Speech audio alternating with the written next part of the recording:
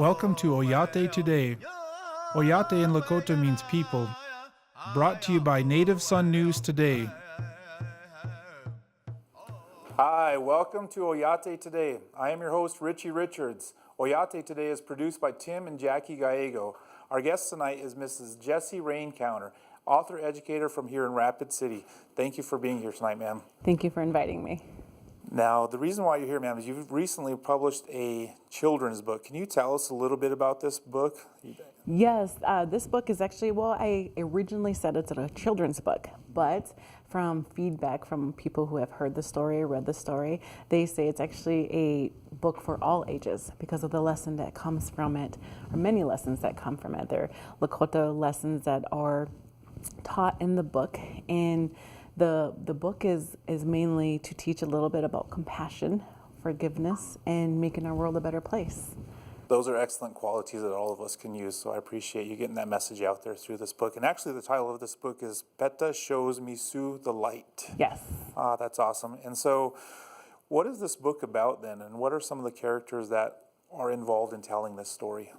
Well, Peta in our Lakota language actually means fire. And the word Peta, I chose that word for the character who is an older gentleman in the book. He comes into the story as some people might call him a spirit guide. Some people might call him like a guardian angel or whatever people want to think of him as. But he's a character in the book that comes in and teaches a young boy named Misu about important lessons and helping him understand and forgive and have compassion and to help make our world a better place. And I chose the word Peta because it means fire in our Lakota language. And with fire, as young children, we talk about the stars, and we learn as young children in school that the stars are these big balls of fire, right? And Peta actually comes from the stars. And so not only did I choose that character name for Peta, but also there's an older gentleman that played a huge role in my father's life, as well as a lot of Lakota people's lives back in the 70s and 80s. His name was Peta Yuhamani, which means he walks and carries sacred fire. So because of that, I wanted to honor that gentleman as well too. And so Misu actually means little brother. And I chose the word Misu because I want all of us to relate to, as a young child, always being able to be open-minded and learning values from someone older, and values that maybe we even were born with, but sometimes forget along the way. But the book really teaches people to remember who we are, where we come from, despite the race of our the race of us, the color of our skin, because they're universal values that I think people from all ages can benefit from. You actually bring up a good point, because when you're talking about being born with these values, these naturally integrated value systems that we're born with, and that through life and through those early stages, we kind of lose track of what those values are as we're being influenced by other things in our lives, I guess. So you talked about the lesson behind this story, and what is the importance of that particular lesson? Why is it important for us to kind of maintain those strategies of compassion and forgiveness and things like that? Sure. When we have the value of compassion, and honestly, I think this is like what I was going back to saying, as young children, as toddlers, we have that sense of compassion. And like we were just talking about, somewhere along the way, we forget that we have that because we learn from other people around us. But we're born with a sense of compassion. We just forget it. And part of this, in the story, they talk about that, on how we already are born with these values, that we need to come back to them in a sense of forgiveness as well, too. Because when we have compassion and forgiveness, we're able to make our own lives better, as well as those people around us. And if you can think about it in this sense, if every single person in our world had compassion and forgiveness, how our world would be a much better place. It would be a beautiful place to live. So I think they're important in that sense. And so the role that Misu plays in this, then, that would kind of be a generalization of, say, the Lakota people or the indigenous people, or I guess all nations, and that's just a representation of, would that be a representation of that then? For sure, yeah. Okay. It could be a different people, but also just if us ourselves, no matter what culture we are, we can relate to Misu because we have questions. And in the story, Misu asks some questions for understanding, but all of us have questions on why certain people do things, why our world works in certain ways, and especially when we're hurt. And so all of us, no matter if we're a man or a woman or what culture we come from, we can relate to what Misu is asking and for understanding. Sounds like a great teaching tool, actually. What is the inspiration behind this book then? Where was that spark and where did that come from? Sure. I actually, I used to be a school counselor. I have my master's degree in school counseling. And for 7 years, I worked in an elementary setting. And for 5 of those years, I was a school counselor for about 600 plus kids by myself. And I was responsible for teaching classroom guidance lessons as well as doing small groups and individual counseling. And so when I'd have a lot of these, I call them babies, come into my classroom, they would ask me a lot of questions and they wanted answers. They would say, Mrs. Rencountre, why does my mommy do this? Or why is my daddy drinking all the time? Why does he do that? And we don't get that training as school counselors. They don't tell us how to answer those. And I really wanted to answer those questions. And this book was actually born out of prayer. And this book was the result of prayer and helping me help these little ones. And so that's where it was actually, the book was meant for these kids or the story. And before it was a book, I would just share the story with these little ones. And these little ones would go home and they would share the story with their parents or their grandparents. Then pretty soon I had parents and grandparents knocking on my door or calling me and saying, where can we get this book? I think I want to share this with my other children or grandchildren. And I'd say, well, it's actually not a book yet, but that's a good idea. Yeah. So you've been telling this story for some time, For period. about 4 years, yeah. Wow. Yeah. That's awesome. And so when we talk about this book being developed for children or a children's audience originally, and then it kind of developing into its own kind of a story for everybody per se, and when we look at your process of doing that, telling this story for 4 years and going through this kind of catharsis of dealing with I wouldn't say the stress of your job, but there's definitely some stress associated with what you're doing at the Rapid City High School then, and dealing with some of the issues that are prevalent in our Native American community, both urban and reservation-based communities. And so what does that mean for you? How did that, get that like aha moment and just be done with the book and it's done and I'm out and it's out in the public? And how did that feel for you? But to be honest, I'm still trying to soak in the idea that it's actually here as a book. It was a process to be able to get this book into an actual physical form, with having to try to research on the publication process. But being able to have it out now, I still tell my family, I'm like, wow, it's here. People are reading it. And I'm getting feedback from people, and it's not officially released yet, but the tentative date from my publisher is actually March 6th, so it's coming up, but it's been out for about a month or so in the physical form of a book. Well, I've seen that you had on social media, I've seen that you had done a book signing here at Prairie Edge and that you had sold out, so it must be a pretty phenomenal book. And I'm anxious, actually at the end of the last segment here of our show, you're going to be reading a portion of that, so I'm very excited to hear that and to let others hear that as well. So, as a teacher, what role as an educator then, what role did that play in the development of this book and getting it out there? Because I'm sure you have key students or key moments in your career or key things that happened in order to make this book a real need for your life. And so, as an educator, how important was this book for you? Oh, it goes hand in hand with being an educator. And, you take a look back at our Lakota ways in our society, a lot of our teachings and our values were instilled to our young people through storytelling. And for many generations, that's how our young people would have these values, and they would carry these values through that they learn through storytelling with them for the rest of their life. And so with every single class that I have now, I always make sure that I share this story with them, because I don't know who it's going to help or how it's going to help, but I know that this story is not just meant for me to keep in. And so as an educator, I take that opportunity to share this story with as many students as I can. Sure. So. I look forward to seeing this book on every school library shelves. So I look forward to that. Mrs. Rencountre, we're going to take a break and get a word from our sponsors. When we get back, we're going to learn a little bit more about the journey of taking an idea and getting it into a book form and on our shelves at the local bookstore. So we'll be back after a word from our sponsors. You can't predict life's ups and downs. You just give it all you've got to stay on top. But it's easier with a partner like Security First Bank. Since 1898, we've been riding with you through the country's biggest ups and downs. And this is where we'll stay. Security First Bank, a relationship you can count on. Member FDIC.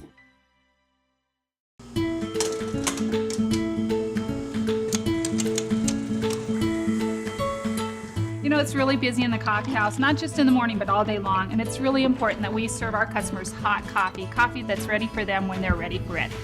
We get that, Michelle. And our team at Black Hills Energy will make sure you have the electricity you need to keep that Java nice and hot. Speaking of hot Java, how about a cup for the road? Black Hills Energy. Life sponsored by Energy. Native Sun News has been voted the best weekly newspaper in its class for 2015 by the South Dakota and North Dakota Newspaper Associations.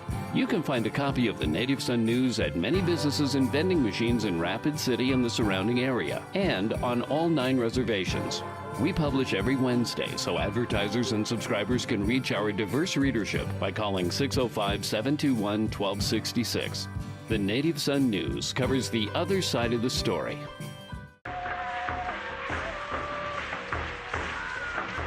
Being connected to him with the earth. Positive pride. Pride of being Lakota. Look around you and look at your culture. Look at the people who care about you. There is hope. There is always hope. There will always be hope. Suicide isn't the Lakota way. If someone you know needs help, please call 867-HOPE, a public service message from the Lakota Voice Project. Hi, welcome back to Oyate Today. Once again, I'm your host, Richie Richards. Our guest tonight is Mrs. Jessie Rencountre, author and educator here in Rapid City. Thank you once again, ma'am, for being here. Now, before the break, we talked a little bit about the book and the actual writing of the book. So I want to know more about that journey of how it became, I guess, taken from an idea and a story that you had been telling for a few years and now into a book form. What is that journey like? How did that happen for you? Sure. Actually, when I first had the idea brought to me by parents and grandparents that wanted to see this as a book, I thought, oh, okay, well, yeah, that'd be awesome. And I kind of just put it in the back of my mind thinking, oh, it's just going to happen. You know, we have one of those moments where you put it in the back of your mind and you think, oh, it's going to turn into a book magically by itself, but that doesn't happen. Yeah. It's actually a longer process than that. And so I actually came up with a story about 4 years ago. And after repeated grandparents and parents coming to me and asking me, how is that book coming along? I finally thought, okay, I need to do something and actually and do my part in making this become a reality. So over the summer, you know, being an educator, you get your summers off. Over the summer, I was at home by myself. I had my husband take our children out, and I was at home for like a few hours. And I said, okay, I'm going to do this. I prayed about it. I smudged myself off, and I sat down on the computer and said, okay, Creator, take over. Tell me what we're going to do with this. And so I had it typed, and I was so proud, and I was excited. And I thought, oh, it's going to be a book. But actually, it doesn't work like that. You actually have to do more steps than just leave it in your computer. Yeah. And so it was actually left in my computer, just sitting in there for a couple of years. And I had this urge, something in me that's saying, you need to do something about this. It's not going to magically appear as a book sitting in your computer. So once again, I prayed about it, and I said, okay, help me find the right publisher to make this happen. And I knew nothing about publishing. I didn't know who to ask. I don't know any authors that have been published before. And so I prayed about it, and I went online and I started researching. So you literally Googled publisher or did. Native American book publishing, and you came up Yes. with your current publisher?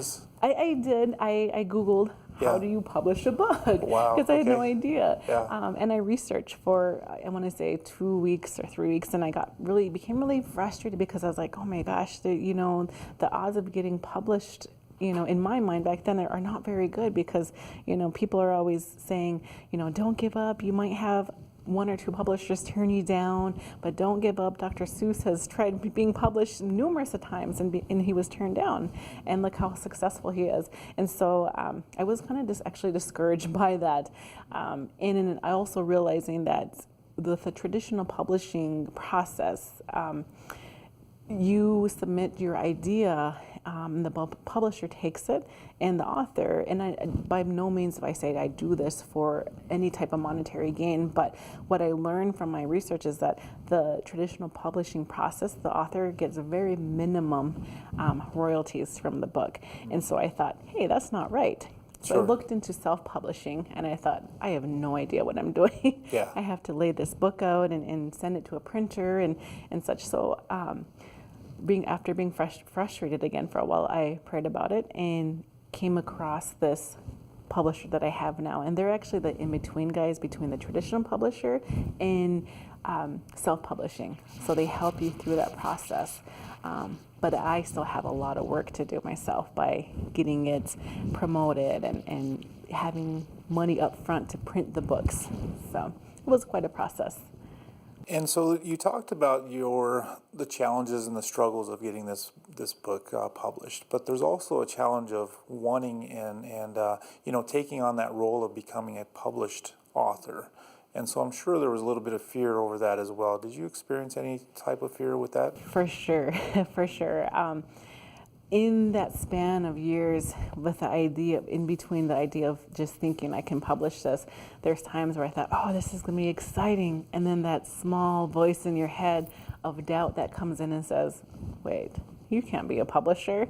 And that voice in my head was like, oh, I'm just Jessie. I grew up on this reservation, and nobody knows who I am. Why would they want to read my books? I had that self-doubt.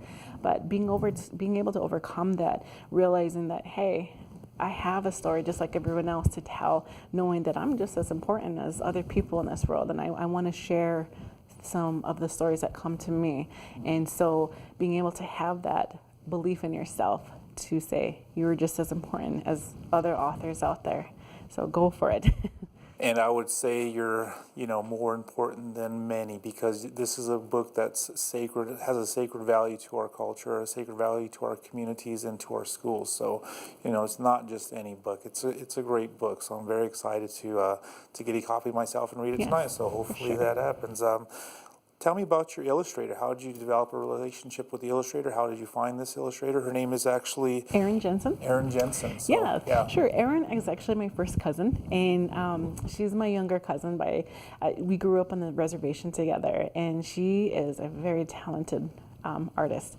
And when I was in this process of this book, and when I had the idea of thinking I was going to self-publish, I thought, okay, I got to find an illustrator who is going to illustrate this for me. And when I had that thought, I want to say within 5 minutes, I saw some of her paintings on social media, and I was like, oh, there's my illustrator. I want to ask her. And she was like, yeah, why don't you send me the story, and I can review it and see if I, think that something can come of this.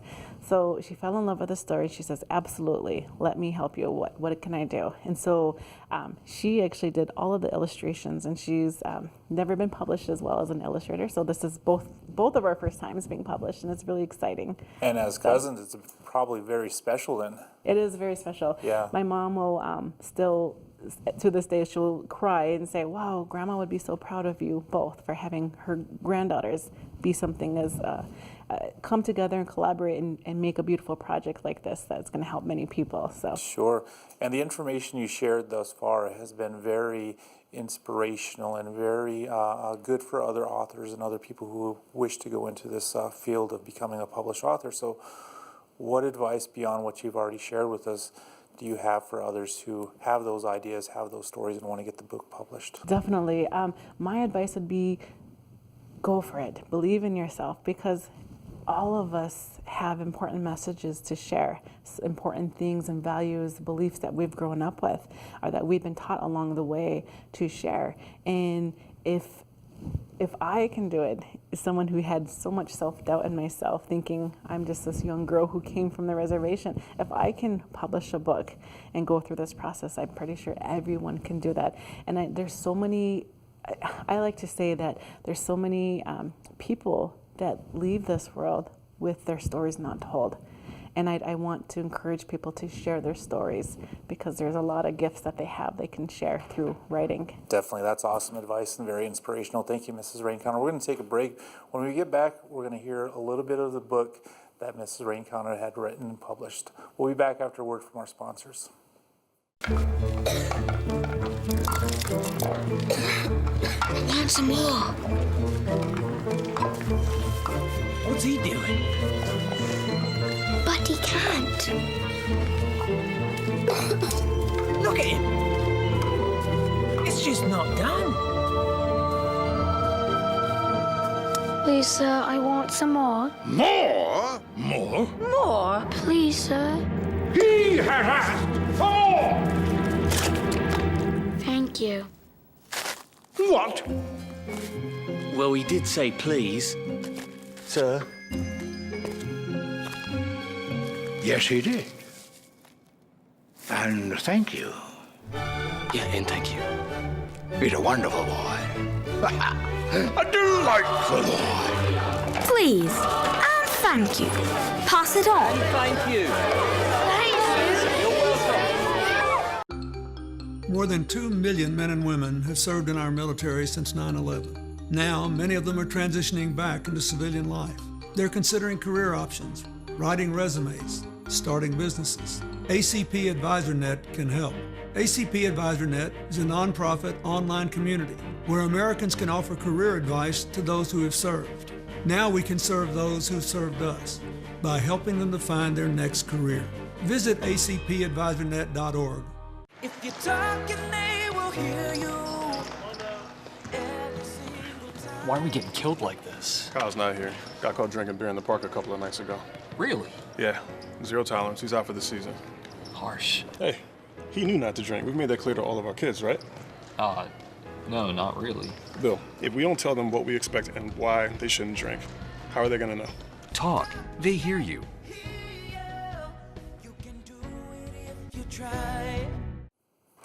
Hi, welcome back to Oyate Today. Once again, I'm your host, Richie Richards. Our guest tonight is Mrs. Jessie Rencountre, educator and author here in Rapid City. The book is called Peta Shows Me Sue the Light, ma'am, and we talked about the journey of becoming a published author, the journey of taking an idea into a published form. And so, you know, obviously that story and that inspiration from the story came from a very early stage in your life as you listened to your elders and to the people who influenced you. So could you tell us a little bit about your upbringing, where you were raised, where you were born, and all that stuff? Sure. I actually was raised on the Standing Rock Reservation. I lived there all my life, and I was very fortunate to have my dad introduce to me and my siblings our Lakota way of life, our spirituality, our ceremonies, the teachings and the values. And along with that, I had my grandparents also share some of their church teachings, but they really coincided with our spirituality teachings, you know, having compassion and such. So I grew up there, and I came off to college right after high school at Black Hills State University, met my husband there, and we fell in love with the Black Hills. And so the Black Hills are considered a very sacred place to our Lakota people, so we wanted to make our family here. So. Well, we're going to be, you're going to be able to read a portion of your book now, so if you could read an excerpt from your book, and I'm excited to hear it actually. So Sure. Okay. So confused Misu said goodnight and went back upstairs. In his bedroom, he looked out his window at the moon and stars that were shining bright. A cool breeze made his curtains dance peacefully. Misu thought about Lucy. He also thought about his best friend Thomas, whose dad was always so mean, and his friend Sammy, whose mom was always drinking and doing drugs. He thought about the news he heard earlier about war and people fighting each other. And lastly, he thought about his mother, who left him with his grandparents when he was only 2 years old and never came back. With so many questions in his mind, Misu remembered what his grandfather had said. He looked out at the big, beautiful night sky and asked for understanding about people's behavior before he went to sleep. A knock on his window woke him. Outside his window, there was a beautiful blue ball of light that made him feel safe, calm, and loved. As he pushed his curtains aside, the blue light floated in. Misu rubbed his eyes, and when he lowered his hands, he saw an old man standing where the blue light had been. "Who are you?" Misu asked.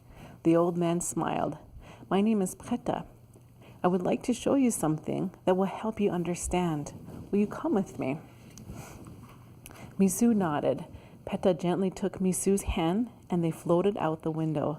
They flew up through the gorgeous white clouds and the moonlight until they were far above the earth. "Misu, look down at Grandmother Earth closely," Preta said. "What do you see?" Misu looked and saw people standing with bright blue lights in them, while others crouched to the ground. "I see some people with lights and some people who don't have any lights." Preta smiled. "Are you sure? Look closer." Misu looked closer at the people who were kneeling and realized that they did have lights. They were just very dim and hard to see.